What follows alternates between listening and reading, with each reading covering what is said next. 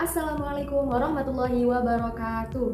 Nah, perkenalkan nama saya Dewi Khairunisa Siraga. Kali ini kita akan membahas tentang hakikat penelitian. Siapa yang belum tahu tentang apa itu penelitian dan sebagainya ya? Nah, ditonton sampai habis ya. Yang pertama, pengertian penelitian. Nah, penelitian atau riset merupakan terjemahan dari kata dalam bahasa Inggris research yang terdiri dari dua bagian, yaitu re kembali dan to search mencari. Beberapa sumber juga menyebutkan bahwa istilah research berasal dari bahasa Prancis research. Secara umum, esensi dari penelitian adalah proses mencari kembali untuk memperoleh pemahaman yang lebih dalam. Nah, singkatnya, penelitian berasal dari kata research yang berarti penyelidikan atau penelitian. Nah, selanjutnya adalah ciri-ciri penelitian. Penelitian memiliki beberapa ciri khas yang membedakannya dari proses pencarian informasi biasa. Adapun menurut Ulbar Silalahi, penelitian memiliki beberapa ciri khas, yakni yang pertama, ada tujuan yang jelas. Maksudnya di sini adalah penelitian harus memiliki tujuan yang jelas, baik dalam upaya menjawab suatu permasalahan yang berkontribusi terhadap perkembangan ilmu pengetahuan maupun dalam mendukung proses pengambilan keputusan. Nah, yang kedua ada sistematis. Proses penelitian dirancang menggunakan metode tertentu agar peneliti dapat meyakini keakuratan hasil yang diperoleh. Yang ketiga ada empiris. Nah, maksudnya adalah pendapat atau keyakinan yang bersifat subjektif perlu diuji dan dibandingkan dengan realitas objektif melalui analisis serta pengujian empiris. Kemudian yang keempat ada objektivitas. Nah, maksudnya di sini adalah penelitian membutuhkan objektivitas dikarenakan dalam proses penelitian, terutama dalam penarikan kesimpulan dari analisis data, objektivitas harus diutamakan. Kemudian yang kelima ada kritis. Nah, maksudnya di sini hasil penelitian harus dapat dikritisi, diperiksa dan diuji berdasarkan realitas objektif melalui penelitian serta pengujian lebih lanjut. Kemudian yang keenam ada generalisabilitas. Maksudnya adalah penelitian harus menunjukkan sejauh mana temuan tertentu dapat diterapkan pada kelompok yang lebih luas. Kemudian yang ketujuh ada replikabilitas, memungkinkan penelitian diulang oleh peneliti lain guna mengonfirmasi atau menguji keabsahan hasil yang diperoleh, baik dalam konteks yang sama maupun berbeda. Selanjutnya kita membahas tentang manfaat dan tujuan penelitian. Secara umum, manfaat penelitian mencakup beberapa aspek, yakni yang pertama, mendapatkan pemahaman baru dari sebuah fenomena. Maksudnya, melalui penelitian, suatu topik dapat dijelaskan, digambarkan, atau dianalisis secara sistematis guna mendapatkan wawasan yang lebih jelas dan mendukung pengambilan keputusan yang berbasis data. Kemudian yang kedua, menguji hipotesis. Peneliti berusaha membuktikan atau membantah suatu hipotesis dengan mengumpulkan data yang relevan dan menganalisisnya menggunakan metode statistik untuk memperoleh kesimpulan yang valid. Kemudian yang ketiga, memecahkan masalah. Seringkali penelitian dilakukan untuk menemukan solusi terhadap suatu tantangan atau permasalahan tertentu. Kemudian yang keempat, mengembangkan pengetahuan baru. Melalui penelitian, pengetahuan baru dapat dihasilkan dan memberikan kontribusi yang signifikan terhadap disiplin ilmu tertentu. Nah, yang kelima ada mendukung keputusan. Penelitian berperan penting dalam menyediakan informasi yang dibutuhkan untuk mendukung proses pengambilan keputusan yang lebih efektif. Kemudian ada juga membangun teori. Dalam beberapa penelitian, fokus utamanya adalah mengembangkan atau memperkuat teori-teori yang telah ada dalam suatu bidang tertentu. Lanjut, yang ketujuh adalah membangun perkembangan teknologi.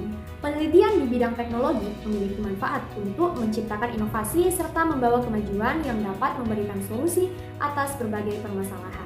Yang kedelapan, menyediakan dasar untuk kebijakan. Dengan adanya penelitian, keputusan yang diambil dalam kebijakan dapat lebih tepat sasaran, berbasis bukti, serta mampu memberikan dampak positif bagi masyarakat luas. Nah, selanjutnya secara umum, tujuan penelitian mencakup aspek-aspek, yakni yang pertama, tujuan umum. Menghasilkan penemuan baru yang diperoleh melalui pengembangan penelitian sebelumnya atau perluasan terhadap pengetahuan yang sudah ada. Yang kedua, tujuan teoritis, upaya peneliti untuk menarik kesimpulan berdasarkan kajian teori. Yang ketiga, tujuan praktis, menghasilkan pengetahuan yang dapat diterapkan secara langsung dalam kehidupan sehari-hari. Adapun terdapat 3 jenis pada tujuan praktis, yaitu yang pertama tujuan eksploratif, upaya untuk menemukan pengetahuan baru yang belum pernah ada sebelumnya. Yang kedua, tujuan verifikatif, proses untuk menguji keabsahan atau kebenaran suatu pengetahuan yang telah ada sebelumnya. Kemudian yang terakhir, tujuan pengembangan, penelitian yang bertujuan untuk memperluas atau menyempurnakan kebenaran yang telah ada. Selanjutnya adalah jenis-jenis penelitian. Adapun jenis-jenis penelitian berdasarkan tujuan, pendekatan, tempat, fungsi, dan metode, yakni yang pertama berdasarkan tujuan. Yang pertama, penelitian eksplorasi. Jenis penelitian ini bertujuan untuk menemukan konsep, teori, atau permasalahan baru dalam bidang pendidikan. Penelitian ini berfokus pada pengungkapan aspek-aspek yang benar baru, dan belum pernah diketahui sebelumnya. Yang kedua, ada penelitian pengembangan. Jenis penelitian ini bertujuan untuk memperkaya, memperdalam, atau memperluas ilmu pendidikan yang sudah ada. Penelitian ini dilakukan untuk mengadaptasi atau menyempurnakan konsep, teori, atau metode yang telah diterapkan sebelumnya.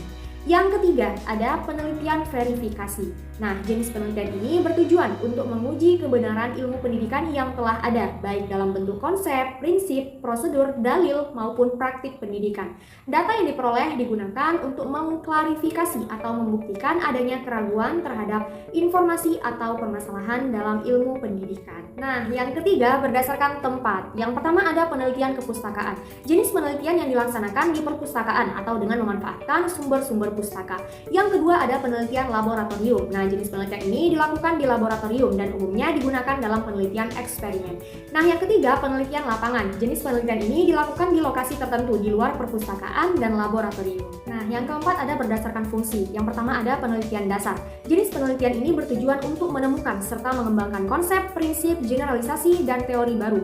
Tujuan utama penelitian ini adalah memperkaya ilmu pengetahuan melalui prinsip dan hukum ilmiah serta meningkatkan kualitas penyelidikan dan metodologi ilmiah.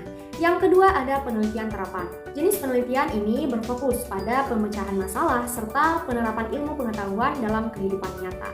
Nah, penelitian ini bertujuan untuk mengembangkan dan mengaplikasikan temuan dari penelitian dasar guna menyelesaikan permasalahan praktis. Selanjutnya ada penelitian tindakan. Penelitian ini dilakukan melalui tindakan nyata dalam situasi yang sebenarnya. Tujuan utama dalam penelitian ini adalah meningkatkan proses dan pemahaman terhadap praktik pendidikan secara menyeluruh, mengembangkan profesionalisme, serta meningkatkan hasil kegiatan. Selanjutnya ada penelitian penilaian. Nah, penelitian ini jenisnya bertujuan untuk mengidentifikasi perubahan atau peningkatan perilaku individu setelah mengikuti perlakuan dalam jangka waktu dan program tertentu. Kemudian selanjutnya penelitian evaluasi. Jenis penelitian ini masih bagian dari penelitian terapan, namun memiliki tujuan yang berbeda.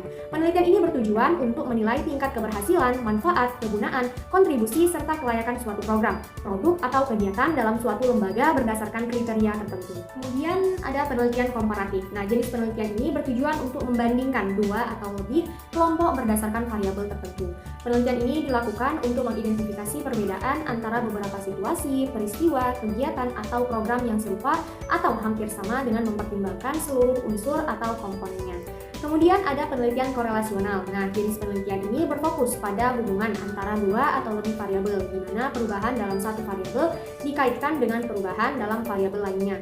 Tingkat hubungan antar variabel dinyatakan dalam bentuk indeks yang disebut koefisien korelasi.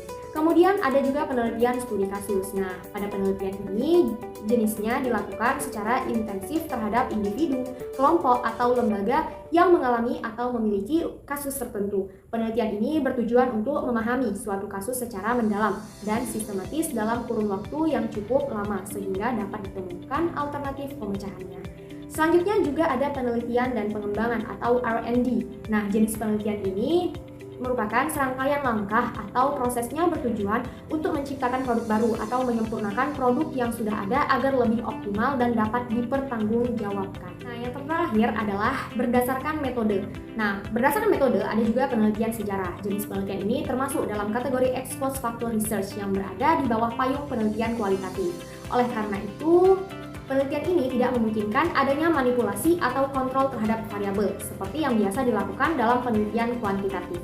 Penelitian sejarah berfokus pada kajian terhadap fenomena, peristiwa, atau perkembangan yang terjadi di masa lampau. Yang kedua juga ada penelitian deskriptif. Nah, penelitian deskriptif ini jenisnya digunakan untuk menggambarkan, menjelaskan, dan menjawab persoalan-persoalan tentang fenomena dan peristiwa yang terjadi saat ini. Pola-pola penelitian deskriptif ini antara lain survei, studi kasus, kausal komparatif, korelasional, dan pengembangan. Kemudian yang ketiga ada penelitian eksperimen. Jenis penelitian ini bertujuan untuk mengidentifikasi pengaruh suatu variabel terhadap variabel lainnya dalam kondisi yang dikendalikan secara ketat.